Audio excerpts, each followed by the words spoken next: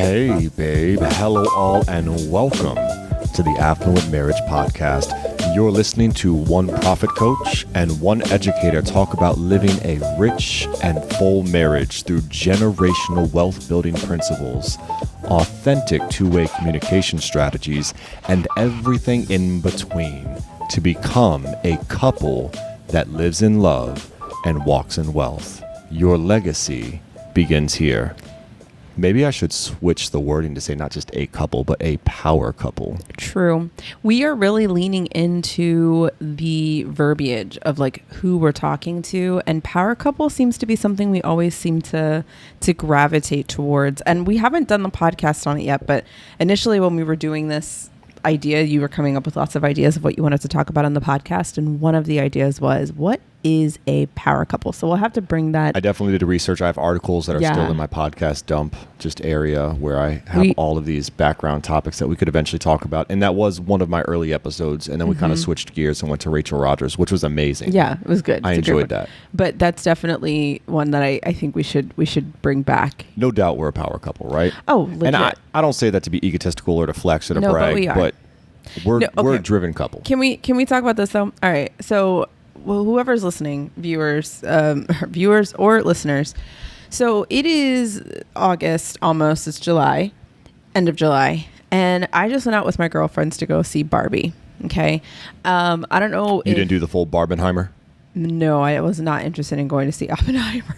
Okay. Barbie is more my speed. It's very fun, whatever. So I did not know what to expect in this movie. But when I tell you that I left that movie empowered, and I left that movie like I laughed, I cried, I did so much like soul searching. It changed the way that I approach things. And so one of the things that the movie was very clear about is that we are all amazing.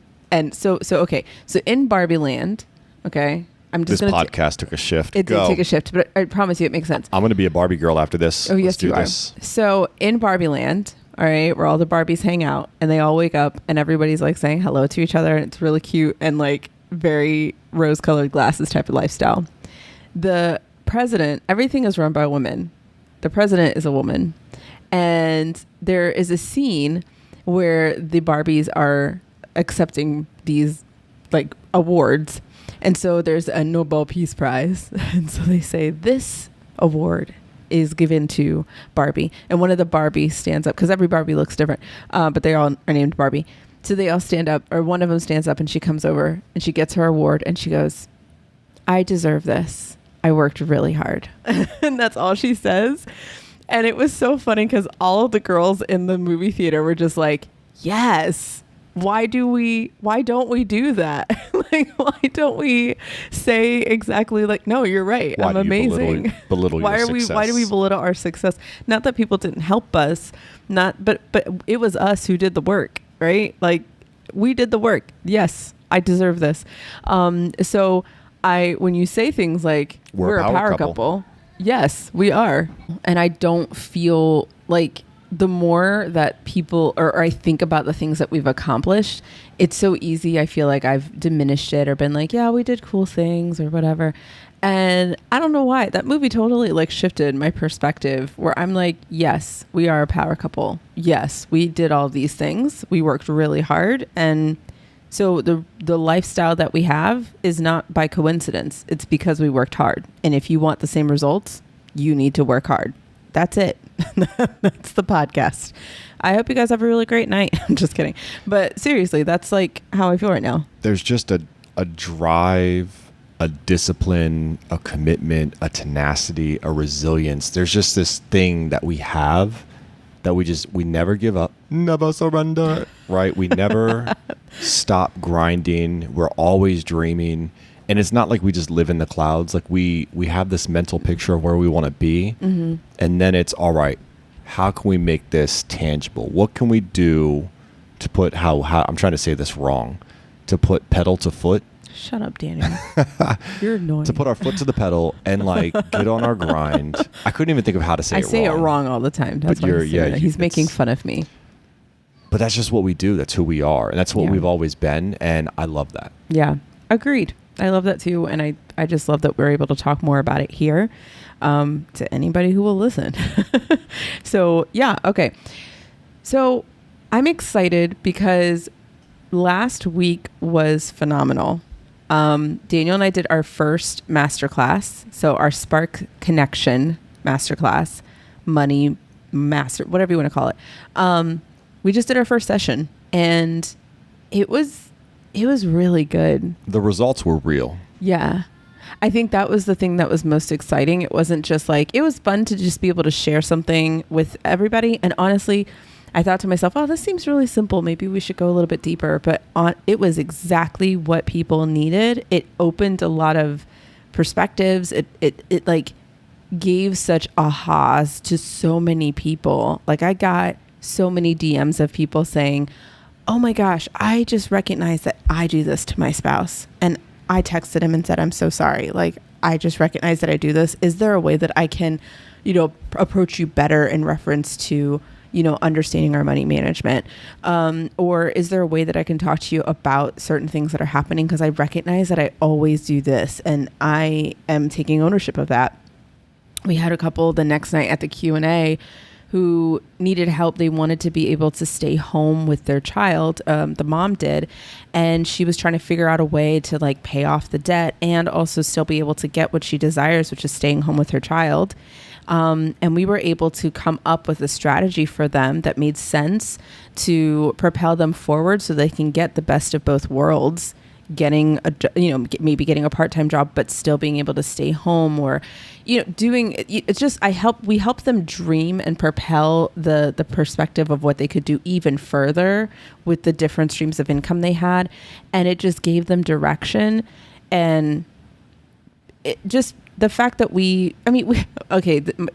of my clients was in the call with us and she's going to be upset if I don't say this. All right, let's get it. So one of the things that she said is that after the message or after the masterclass, her and her husband were listening to it and they started talking and laughing and like actually enjoying the conversation around money and dreaming. And they were like, this was really good. Like it really like kind of broke the ice of what did we talk about first?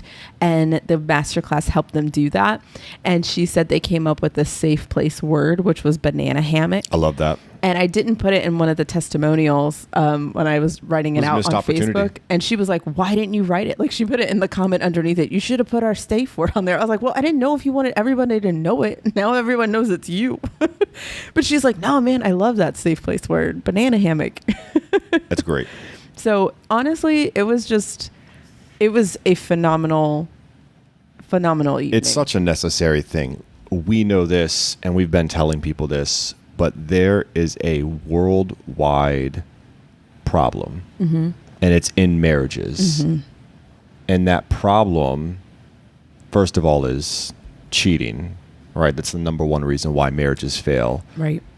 But just after that, number 2 and 3, and put them together, it's probably more than one, money and communication. And I've identified that as a problem in marriages that we know, marriages that we've heard about, people that we've seen, and we came together and said, this is a problem and we want to do something about it. So we came up with this masterclass. And it is solving both problems. Yeah. It is bringing you together. It is giving you the tools that you need to have these real conversations with your partner, live in love and walk in wealth. Yeah. Right? Yeah. And I was telling Daniel this the other day too, because as we were talking about all these things that like, here are some things that help you. And when you're having these conversations, no one has told, we're not therapists. Okay. But like we know how to have a conversation that's not going to end up where both of us are like upset at the end of the night. And over the weekend, we actually had a situation which was very frustrating for me. And I was really bothered by some of the things that were happening in our household and the way that the kids were not responding. And, he wasn't responding, he knows, so it's not like anything crazy. But I told him, I was like, this is where I'm at. And I was able to, like, as I'm talking to him, I'm realizing I'm using all of the things, the communication things that we were just teaching without even really it wasn't like I was like going through like, here's step 1, here's step 2. It was like just automatic. And I was like, man, I'm really frustrated right now. But the fact that I can express this and I'm not like blaming him, I'm not pointing fingers at him, I'm not yelling at him, I'm not yelling at my kids inappropriately. I'm not like I'm just expressing that I am upset about something going on, and that this is what I need to feel better. And he, on the other hand, exactly what we taught, received that and was able to reciprocate and say, okay, what do you need from me and all that stuff. And I felt heard, I felt seen, I felt respected, and that was it. And it was just really, for me, just kind of like, wow, we practice what we preach, guys. Like, this is not something that we're just saying, you should do it because we read it in a book. Like, this is something we actually do on a day-to-day basis. And just like wealth building, when you apply these principles, when you live by these principles, they just become second nature. It's just something that you do day in and day out. It just becomes routine. Right. It becomes mundane. And it's amazing. Right. That when these heated moments come, we handle this like what we would say is adults, but really and truly it's operating in a zone of genius. Like, this is something that we have practiced and made a part of our marriage. And our arguments really aren't arguments. No, they're very much like, you could say diplomatic, heated moments of saying, this is how I feel. And just saying it like it is. It's a matter of fact. You know, I can be upset and it's okay. And he can be upset and that's okay. For it to be an argument, there has to be a disagreement where there's a heated exchange between both people. And I feel like we have disagreements, right? But it's never combative. No, we it never hear gets to each that other's point. point of view. We hear each other's side and say, okay, I hear you. This is what you're saying. I hear your concerns. Here are my concerns. And then we kind of just like, we're open about it and accept it. I think we end up with a compromise is normally what happens, is that we're just kind of like, okay, I hear you. I hear what you're saying and why this makes sense to you. And, you know, vice versa. What do you think about this solution? Does this solution meet both of our needs where we're able to still get to the same result in a different way, a different path?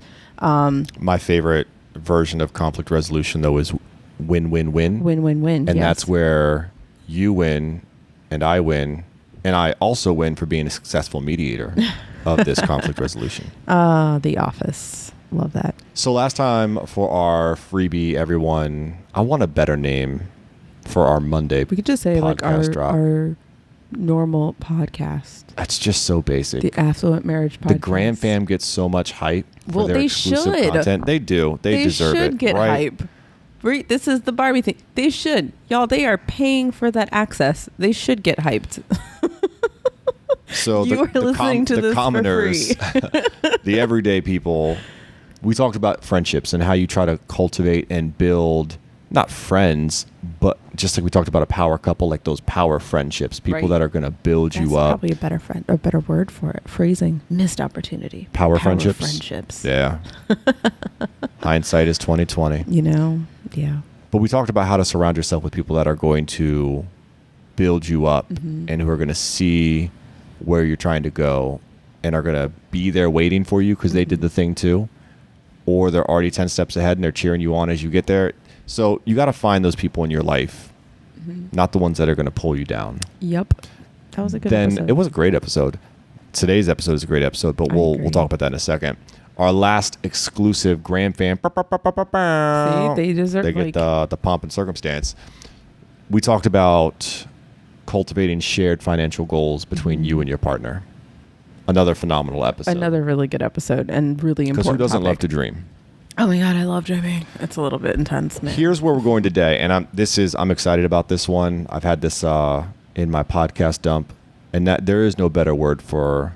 No, that is literally that Google a Doc. That's dump. literally it's a dump. All of his ideas end up there. Right, my entire brain is just poured out regurgitated into this Google Doc, and it's my podcast dump. Yep. And one resource or one piece that has been sitting in that dump for a while that I've been excited to bring out is how much do I need to make? And I'm talking about to the listeners, right? Listeners are asking, how much do I need to make to live comfortably? That's a really, really good question. A question that many people ask.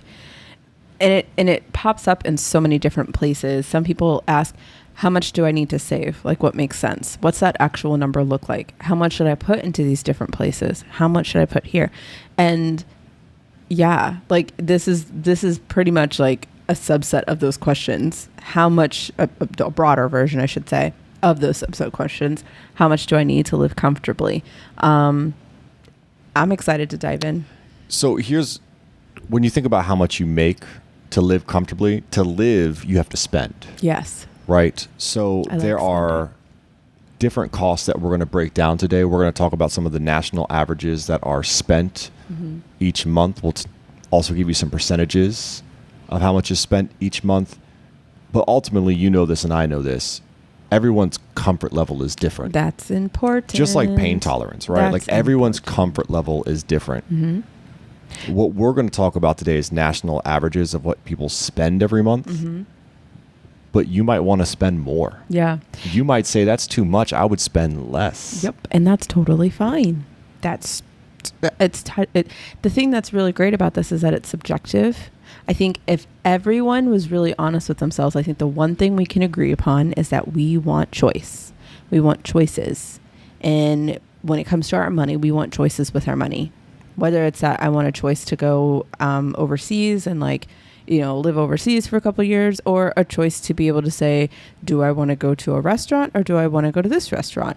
A choice between I want to send my kid to public or private, or a choice between, we just want to be able to have choices, because if we have choices, we have control. And the more that we give ourselves the opportunity to have choices, the happier we are with our finances. The more we feel restricted, that's when we feel like, oh man, I'm trapped. I don't have choice anymore. I feel like a prisoner in my own jail cell that I created myself. That's no fun. So the amount of money you need to live comfortably depends on a lot of things. Yes. Number one, like we kind of just mentioned, your lifestyle. Yes. That's a lot of what we've just talked about. There's another huge factor in comfortability, and that is location. We're DMV people. Yep. And because we're DMV people, it's expensive. So expensive to live here. So a lot of the numbers that we are going to talk about today are nationwide. It's a national average, right? You've got some places in the Midwest that are pretty cheap. It gets tied into that California, Northeast, right? Those expensive places to live. So before you listen to some of these national averages and numbers and stuff like that, I mean, I can't tell you how many times people listen to those numbers and go, well, it's because they have this type of rent. That's why they're able to do X, Y, and Z. Stop that. Stop it right now. If you wanted to live in the Midwest, go live in the Midwest. You have, you can create for yourself a choice. If it's too expensive where you are, then you got to be creative with it. So understand that when we are talking about some of these numbers, this is national averages. If yours has to be high, yours happens to be higher or lower than some of these numbers, it's okay. That goes down to your specific numbers, and that's going to look a little different. All right. So the resource that I'm going to use today is called, dramatic pause, The Ascent. He's like looking at it. Right. So basically this is an article that was written in 2022. It was updated in 2022. So there's still been more inflation since then. So that is something to consider. It's been, almost 8 months since this article was written. It's crazy to think that in just 8 months there can be so much inflation. But yeah. The Fed raises those interest rates what almost seems every month now. So interest inflation is something to consider here. But basically this article breaks down the average monthly expenses for an American couple. And it also talks about the average median household income. So we're going to look at some of this data, look at some of these percentages, and kind of reflect on where we're at, where you're at, and find out in the end, how much do I need to make to live comfortably? Right? So the first thing that we're going to start with is housing, because this is probably the biggest ticket on your list. If you're looking at your budget, it eats up most of your budget, unless you have daycare like us, and then that eats not up. Anymore. We literally have 2 more days of daycare, and then we are done. So housing costs, this can include your rent, or if you have a mortgage, you got your mortgage payment, you've got your property taxes, you got your utilities, and everything else that's included in housing costs, right? It eats up a significant portion of your budget. So in terms of recommendations, which we'll get into that later in another podcast, I don't necessarily want to get into what you should be spending. Okay. I want to talk about more what is being spent. Okay. Right. So, for example, like with a mortgage, I don't want to tell people right now, how much of their income should go towards their mortgage. Okay. We know that a lot of places like Chase Bank, Rocket Mortgage, Timex, like they all say 28%, but that's not like what I want to focus more on. Like, what are Americans actually doing? Okay. That's the number. Not what you should be doing. What's actually being done. Okay. That's what I want to focus on. So, according to The Ascent, in this article, in terms of housing, on average, and let me say this too, this article was updated in 2022. This data is from 2021. Okay. So inflation was certainly happening in 2021, but there's still been a year and a half since this was released. Oh, and I bet you it's a little higher too. Some of you guys are going to laugh at this. The average monthly expenditure in 2021, national average for housing, $1,800. Close to $1,900, $1,885. Let me say that. Close to $1,900, $1,885. Now, some people listening are probably saying, that's a lot of money. Wow, $1,800? That's incredibly expensive. I would never pay that much for my mortgage, right? And some people, if you're in Maryland, you're laughing because you're like, 18, I can't even find that. I can't find a one bed, one bathroom apartment. You can't find that. For $1,800, right? I looked up national average here. If you were to go look for the national average of a 2-bed, 2-bath apartment, it's $1,300. Could you find that in our area, No. Kim? Absolutely not. Nowhere. Nowhere. You can't find that, right? Nowhere. Location matters. Yes. So I bring that up just to say, keep that in mind when we're talking, right? Location matters. The average mortgage payment in 2023, $2,563. Yep. That's what that interest rate. To me, that sounds more like on track with like that Agreed. that higher interest rate. So almost like $2,600 for mortgage. But according to this, The Ascent, almost $1,900 is the average monthly expense for housing. Crazy. I think that it really, like you said, location does matter. And it's important to keep that in mind when we're talking what you should be. How much do I need to live comfortably? And you need to identify what comfortably means to you, even in your household, like for all of these things. So if that sounds like, oof, well, what kind of house are they living in? You got to decide, like, okay, where is that coming from? What does comfort look like to you? And identify, okay, well, how much does that cost for you? Because it's going to be different. I think this is a good podcast to listen to and kind of compare. What are my numbers and what are the national average numbers? And if you don't know your numbers, then hopefully it's a really good, like, ooh, I don't know this number. I should probably go and figure that out. Because these are numbers that you should probably have, like, in the back of your mind, like how much you're spending on a given basis on things, for sure. Because if you're not happy with the fact that you're spending more than the national average or you're spending less in some regards than the national average, Right. then it's up to you to do something about it. Exactly. Right? We're not here to let you come up with excuses and throw a pity party and do nothing.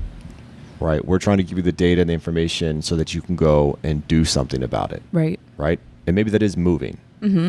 That is certainly something we have We've talked done about. that. Yep. Right? And Well, we've we've done moved that. within our area, but even leaving Maryland, Yes. that has been a conversation. Oh, it has been.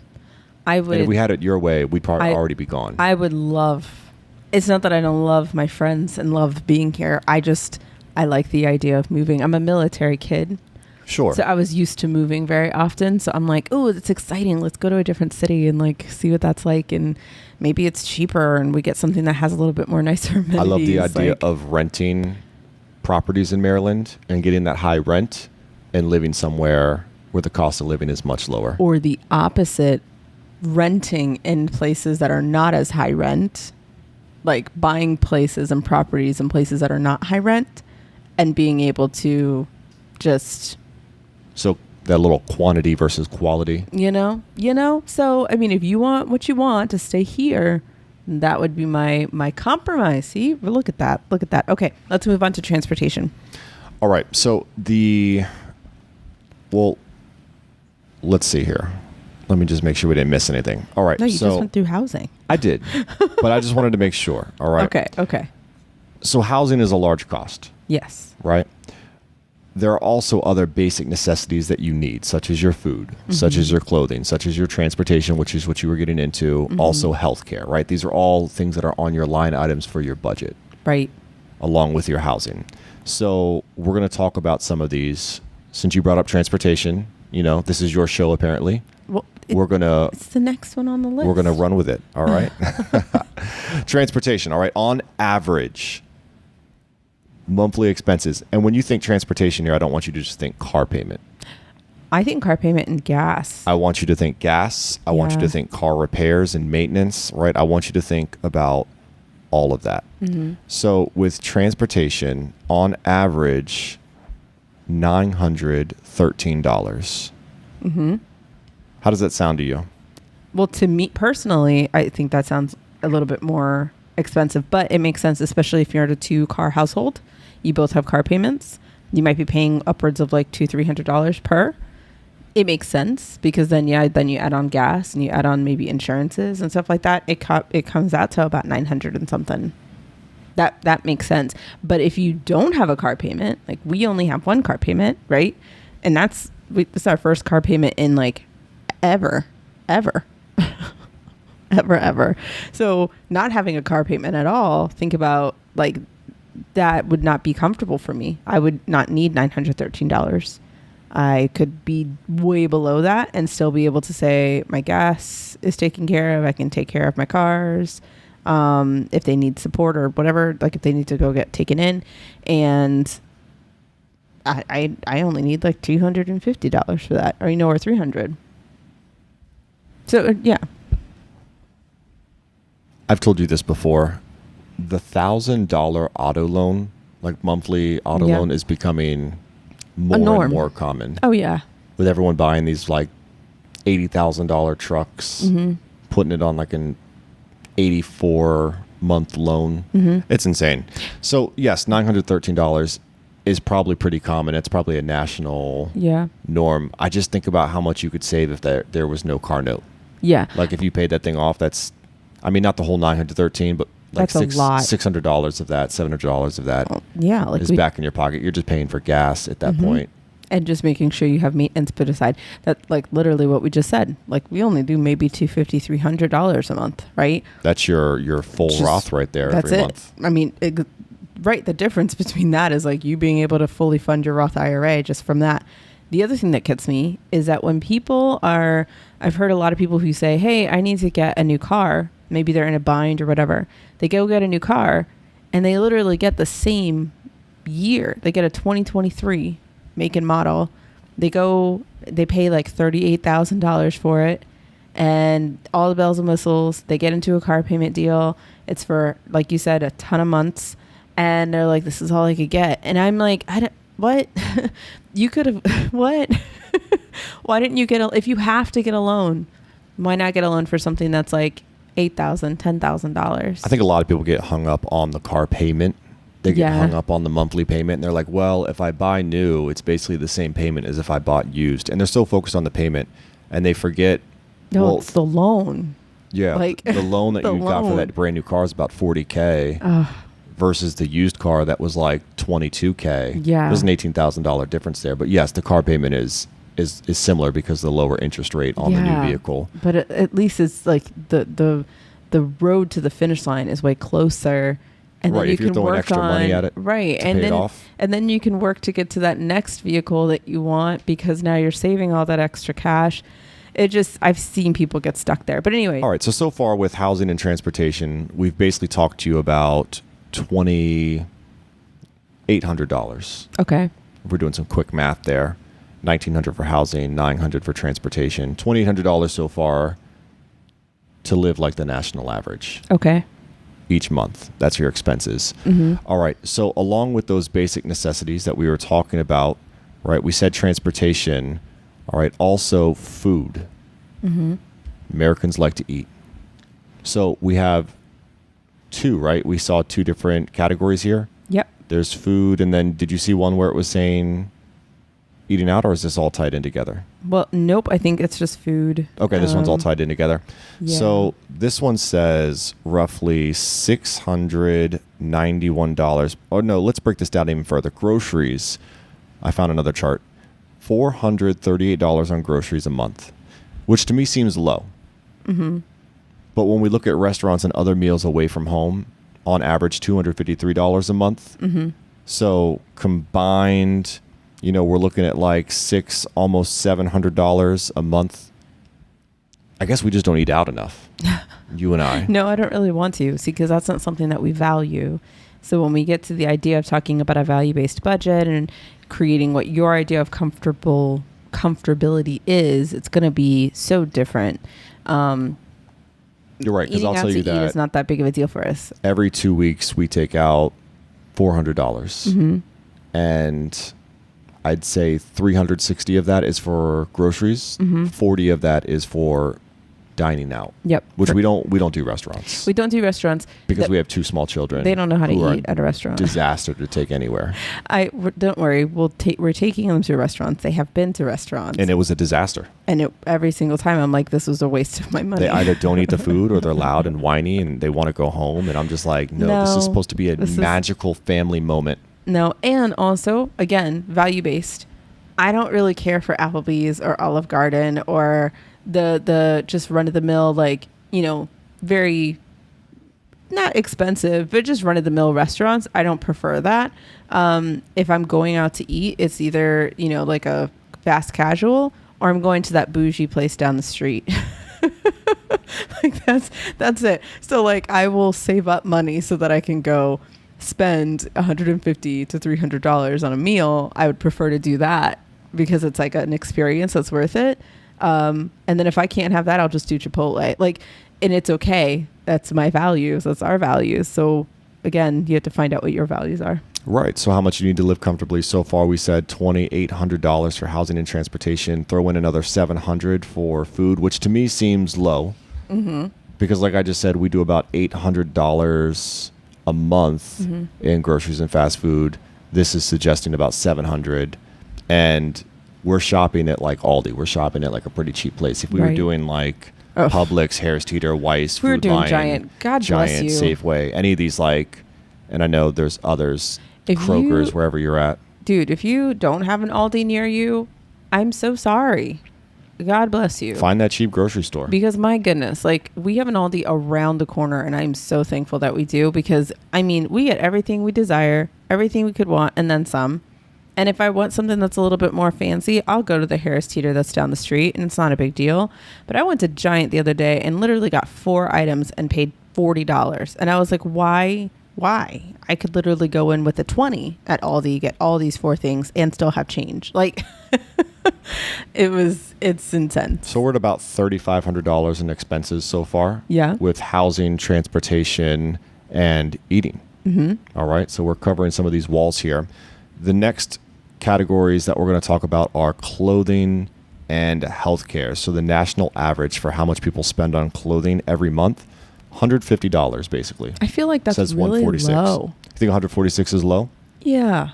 For apparel and services, I think that's really low. Like, I don't know. I feel like people would, if they have, if they go to the gym or if they go and spend money somewhere else, like I guarantee you that they're spending more than $146.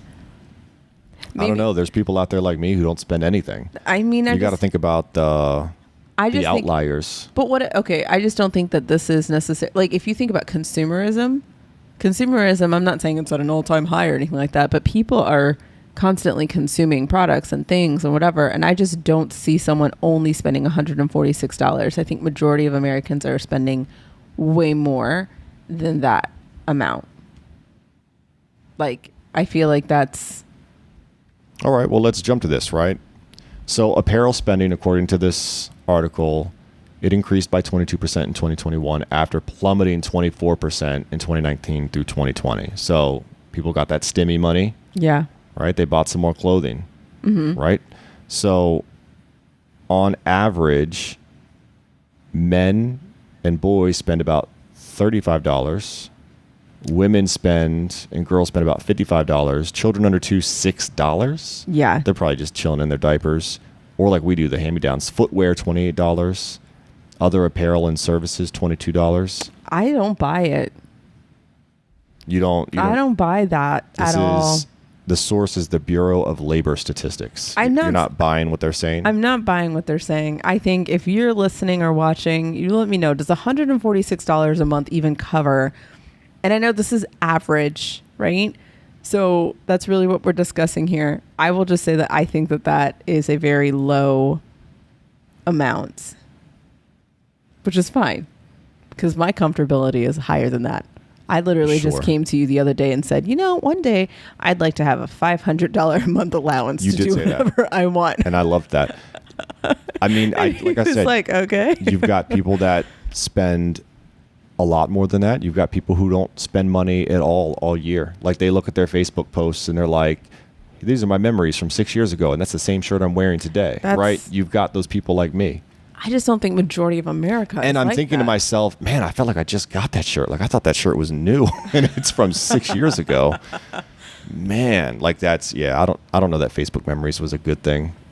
That's why I'm not on Facebook anymore. Made me feel bad about myself. I love Facebook memories.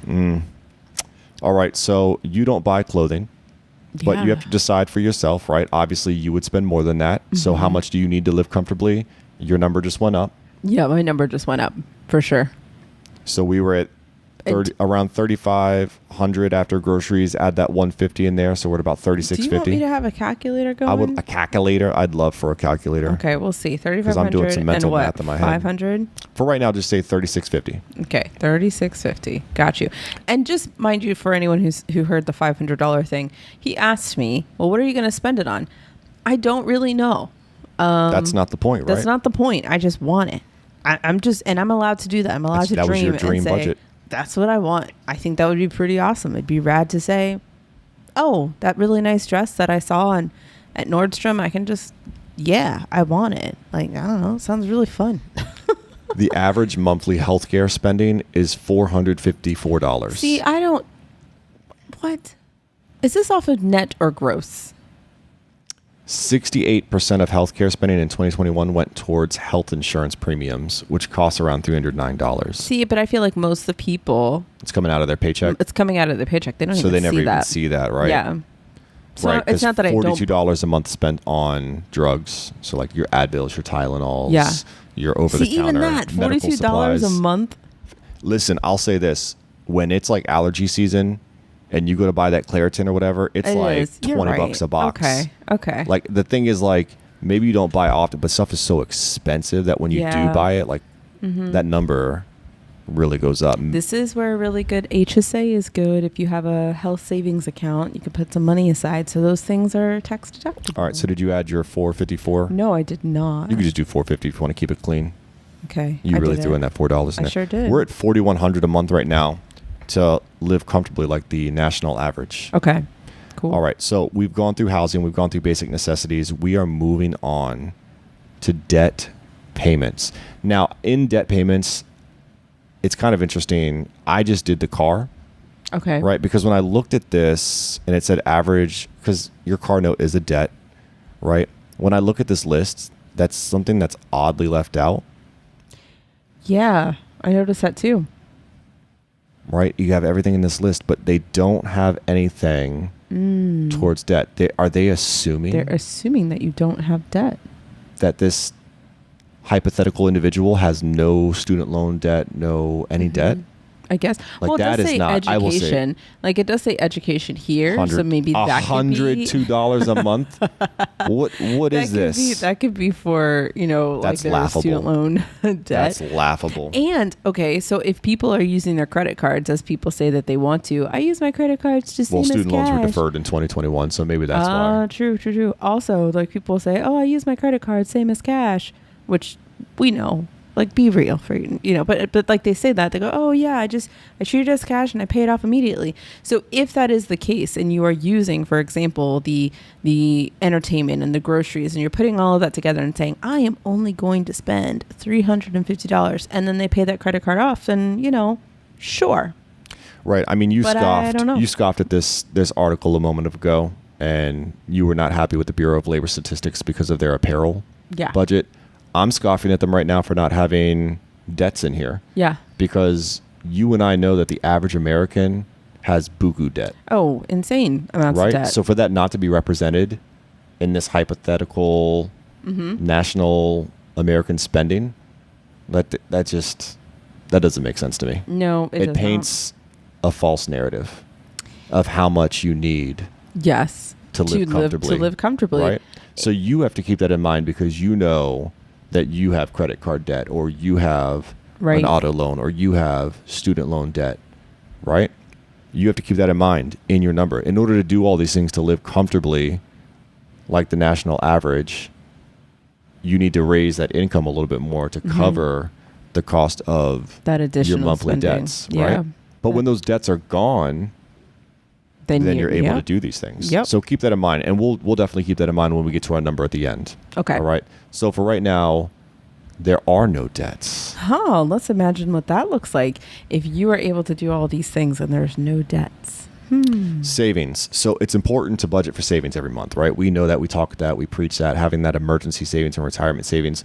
But once your savings is filled, you no longer need to contribute to that savings bucket, right? Right. So it's suggested that you should put roughly 20% into savings. Now, this is an expense. So savings is not necessarily an expense. They're not going to cover that.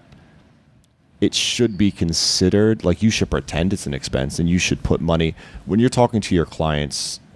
I guess sometimes you talk 50, 30, 20, right? Yes. You talk to your clients about saving sometimes. How much are you telling them? Like, what are you saying to them? I'm telling them to start at least 20%. And it really does depend on the person that I'm speaking to. If they decide that they want to do an itemized type of budget, then it might vary depending on what types of things they're trying to go after. Like, I have a client right now who's trying to get $1,500 into our savings account over the next 3 or 4 months. And I'm like, okay, well then divide that number, and that's what you're going to pay yourself. And I say, quote unquote, pay yourself, put back into your savings every single month as a result. But then I have some people who choose to use the 50, 30, 20, and it's just automatic, and it fluctuates the amount. It's just always 20% of what's being brought in. So it varies. Did you say real quick for people who have no idea what 50, 30, 20 is? What's 50, what's 30, what's 20? 50% is your normal bills. So those are like your necessities. A lot of what we've talked about. Yep. So the necessities. 30% is your spending. So that's what you do for miscellaneous stuff. Discretionary spending. Yep. Discretionary, which is why I think like the apparel is not accurate. And then 20% goes into savings. So it just really keeps you in a consistent push of this is what I need to do. All right. So in order to live comfortably, right, you have your housing costs, you have your basic necessities, which we've covered. We talked about debt payments, which is not factored in this article for expenses, because I guess they're not viewing debt as an expense, even though you and I both know that's definitely showing up every month. They're asking for their money.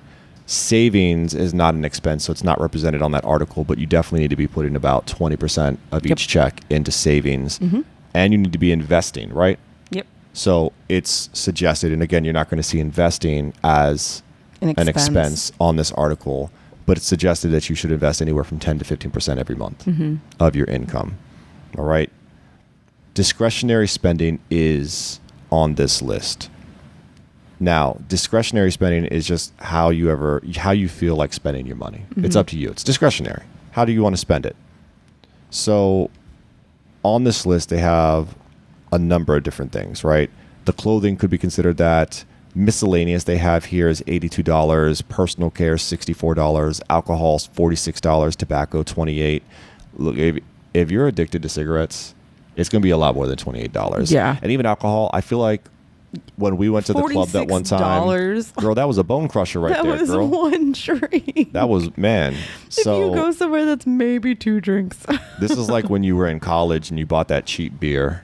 Yeah. And that's what you were drinking. $46. Like $3 beers. Month. Come on. So Discretionary spending, let's see if they've got a category for that. But Miscellaneous. I just see miscellaneous, and right. that's it. Well, let's use this because I pulled this from another article. The average American household spends about $297 a month on discretionary spending, Which again, which adds up to about almost $3,568 for the year. So can you just write 300 in there for discretionary spending? I just think that is also very low. Discretionary? Yeah. 300? I mean, I recognize that this is just an average, but hopefully if you're listening to this and you're like, these averages are crazy low, this really gives you a gauge of like, or am I just spending too much? Again, it depends on your lifestyle. It depends on your location. Am I above average? Which also makes you think, if this is the average and I'm spending more than that, am I over middle? Like, I'm actually doing better than the average American. Like, I can spend more. Therefore, I should be able to do so much more with my money because I have the ability to spend more than the average. Does that make sense? Yes. Now, there's a few things that are on this list that we did not cover, so I want to go ahead and say them so that we can add them to our expenses. Okay. I know that you're adding this up so that we can kind of do this with the show. It does say on the site what the average expenses are, but I love that you're doing this because it kind of keeps a running total. All right. Some things that we missed, insurances. Mm-hmm. So your auto insurance, your house insurance, your renter's insurance, your health, like any of those insurances. It says $656. Yeah. Do you want me to write that in there? Please do. Okay. Because it all goes towards the average monthly expense. We talked about healthcare, entertainment, right? Earlier we were talking about this article and I was saying, I don't really see traveling. Like I don't see vacation. And then you brought up, it might be this category, entertainment. Right. So that's roughly $300. I put in the actual amount. But that's cool. But yeah, no, I think entertainment is definitely something that is probably includes like the entertainment, which I still or traveling and stuff like that. But I still think that's I don't know. Maybe that's even a little generous. Oh, no, we're looking at entertainment. They've got pets, entertainment supplies, equipment and services, fees and admissions to places, AV equipment and services, toys and hobbies. I feel like, oh my goodness, like, well, they certainly aren't gamers. No, because that would be way more expensive. Not at all. So if that's entertainment, I'm not seeing traveling in here. So that the average American doesn't travel. I guess not. I am the average American. Yeah. Mm-hmm. I don't travel. Yep. So I'm looking at your phone. I'm about $220 off. Right. So if you've been following along. Are you proud that I did that really fast? You did very well. The average monthly expense numbers, guys. for an American household is $5,577. Uh-huh. Some of the things that we've already scoffed at, though, is some of these things seem astronomically low to us, and that's probably because our bougie is a little bit different. Mm-hmm. Right? Our lifestyle is a little bit different. So some of these seem low. Some of them seem high. It seems like they left out debts. It seems like they've left out travel. Mm-hmm. So there's a few categories that are missing. So if the average monthly expense is $5,500, basically, give or take, maybe add another $1,000 in there for travel and student loan debts and all of that, you're looking at about $6,500. Yeah. Would you say? Yeah, I would say $6,500. I think that would be more. I mean, I think that's a lot more average than what was given here. Right, because we didn't even say, it doesn't talk about investing. It doesn't talk about saving. Yeah. Right, so it might even be more than that. Mm-hmm. So this is all based on, and I didn't say this intentionally, I left this till now, right? The average expense, it says, is $5,500 a month. Right. $5,500. Yeah. That's based on the average annual household income. Get ready for it, guys. So if you're wondering how much this Get ready for it. family is making. Get ready for it. $78,743. So roughly $79,000. That's insane. Yes. That's insane. This is basically, and this is public knowledge, you can go look this up. This is basically my teacher salary. That's insane. In Maryland, which pays higher than teacher salaries in like South Carolina, where you're making like $40K. It's just insane. So you're basically living on my income alone. Mm-hmm. You don't exist. $79,000. And Do you think you'd be able to do? I'll tell you right now, $5,500. Like, I don't make $5,500 a month. That's important to note. If they're saying that it's $5,500 a month. So if the average annual household income is $79,000, and that's basically what I make, my 2 paychecks don't add up to $5,500. I will say that even if you're talking about, maybe this is talking gross. I don't know if it's talking gross or net, right? So if it's talking gross, then I don't know, because we looked at the grocery budget, and they said $700 for food, and that's less than what we pay. I mean, so here's the deal. So if you're doing 78,743 on the gross, right? Nothing else taken out of it. It's just the raw number that you're getting per year. That's $6,561 a month. Oh, I see what you're saying. Which means that you would be able to afford the $5,500 and still have extra. Yes. For that. So this 78,743, again, if it is like, if you're taking that as the net, okay, then you're probably talking about maybe an $85,000 job gross. You're bringing in about $78,000. Right. So I will say that it does say in the text, the average annual household income after taxes is 78, before it's 87. There you go. Which Okay. still, That makes a little bit more sense. if I made 87,432 before taxes, I'm still that makes, I don't have enough for 5,500. Understood. I just think that makes a lot more sense, right? Because I was like, wait, 78 grand, that's it? And I'm thinking that is the gross, right? But if that's the net, right, after taxes from 87,000, that to me is interesting, because yes, you'd be able to do the 5,500 that they said. You have to figure out where you want that money to go, because if that was something that we were living off of, and I'm looking at all of these categories and the amount of money I'm supposed to spend in certain ways, again, this is the thing that's awesome about averages, is that, yeah, you can look at them and say, oh, okay, this is the way that this person broke it down. But you are not this person. You are a real life human being. So you can change up the numbers however makes sense for you and your values. And I think that one of the things that someone would find by doing this is saying, okay, well, I only have so much left after that 5,500 that I can actually put towards investments, towards my, student loans or whatever. If you find that the debt that you are in, any other, debt that you have that's consumer debt, is overtaking the rest of that discretionary income that you could be putting towards savings, putting towards student loan debt, and bettering yourself, that is what brings people from saying, oh yeah, I make, $87,000, like after or before taxes, and, hooray, I make a lot of money, to how am I still feeling so broke? How do I not know where my money is going? Is because they just don't know how to organize their spending within a certain window. Did that whole rant make sense?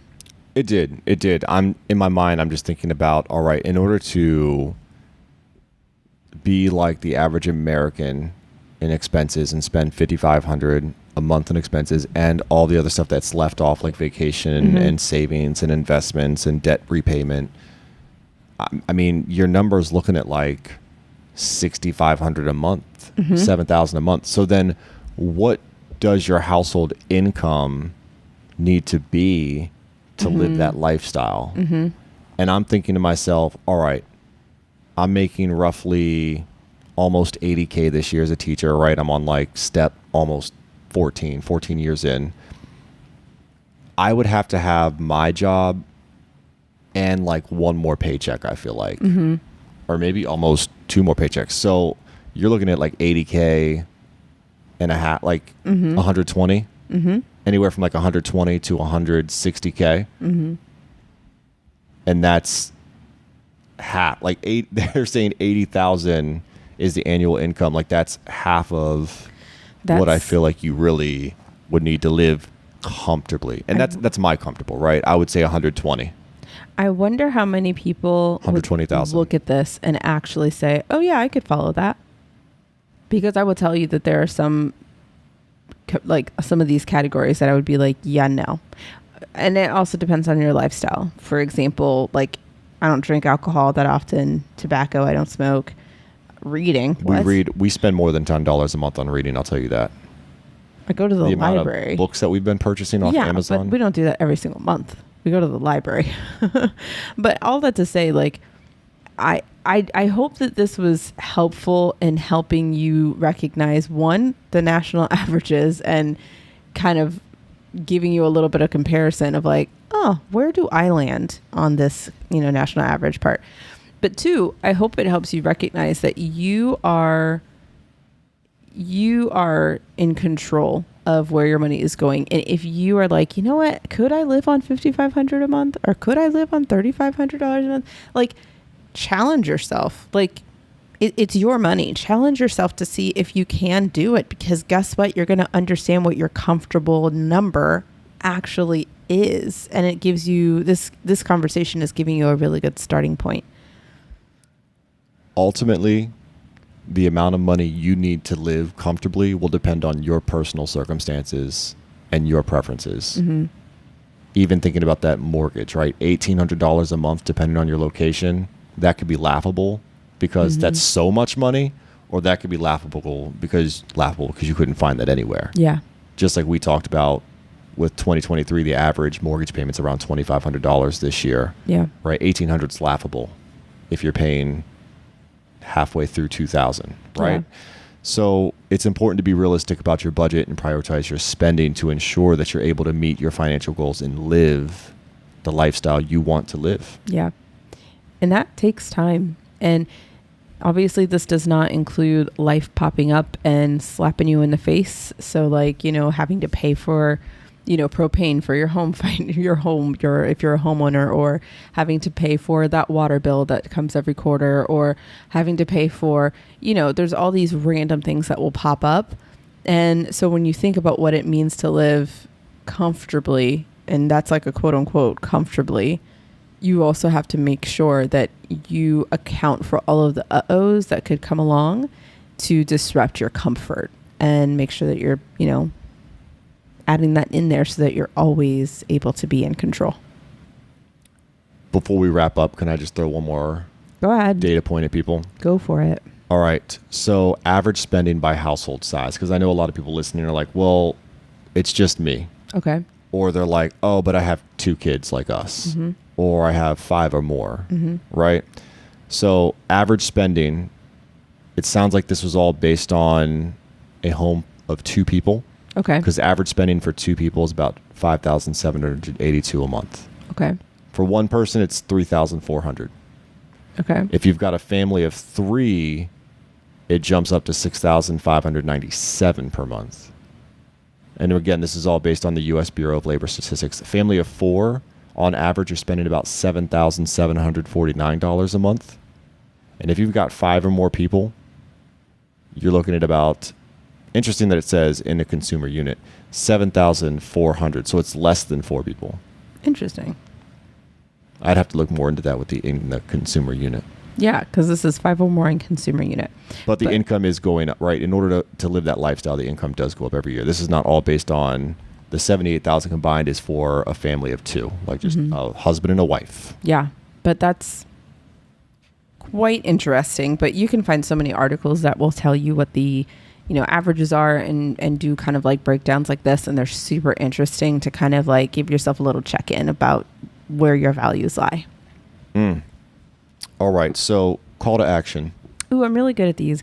Call to action. I think it's a really good idea to go and kind of look through some of those categories and see where you compare. Like, where do you land in the comparison of like a national average? And again, this is not for you saying I'm trying to get to that national average, but it's a good gauge to be like, okay, am I happy with this amount? Am I feeling good about this amount? Do I feel like it reflects my lifestyle? And I think that that's a really great place for you to begin. So, put your paper like a hot dog. I always have different ways that you can do your paper, and do one with like national averages based on an article that you read, whether it's this one or another one that we have, or that you can find on Google. And then, being able to put those same categories on the other side of what you're actually spending and just see how you compare. Do a little, comparison and just reflect on how that makes you feel. I'm really happy that I pulled this out of the podcast, like the content dump Yeah, Because this a was good one. a delightful little data dump that we just took. I like data dumps. Data dumps are wonderful. They're very insightful, and I feel like I'm more knowledgeable because of this little data dump. So, Agreed. guys, take this information with what you want from it. Compare it to yourself, see how you can grow, see what you can cut back on or add even more to, because maybe you're not spending enough on clothing. Who knows? Who knows? But what we want you to do today, guys, is go live in love and walk in wealth. Take care, y'all. Bye.